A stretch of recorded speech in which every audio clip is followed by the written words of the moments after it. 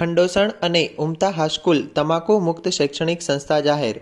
દેણપ પ્રાથમિક આરોગ્ય કેન્દ્ર અને શાળાના મૂલ્યાંકનમાં બંને શાળાઓએ પૂરેપૂરા માર્ક્સ મેળવતા બંને શાળાઓને સરકારની ગાઈડલાઈન મુજબ તમાકુ મુક્ત શૈક્ષણિક સંસ્થા જાહેર કરાઈ.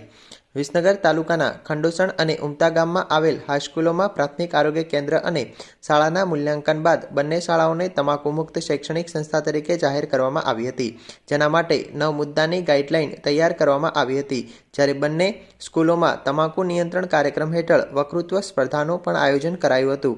વિસનગર તાલુકાના ઉમતા ગામમાં આવેલ M.K. વ્યાસ અને ખંડોસણ ગામમાં આવેલ J.K. ચૌધરી સંસ્કાર વિદ્યાલયમાં દેણપ પ્રાથમિક આરોગ્ય કેન્દ્ર અને શાળા દ્વારા મૂલ્યાંકન કરવામાં આવ્યું હતું, જેમાં સરકારની ટોબેકો ફ્રી એજ્યુકેશનલ ઇન્સ્ટિટ્યુશનની ગાઈડલાઈનના 9 માપદંડો પ્રમાણે બંને સંસ્થાઓએ પૂરેપૂરા માર્ક્સ મેળવતા બંને સ્કૂલોને તમાકુ મુક્ત શૈક્ષણિક સંસ્થા જાહેર કરવામાં આવી છે.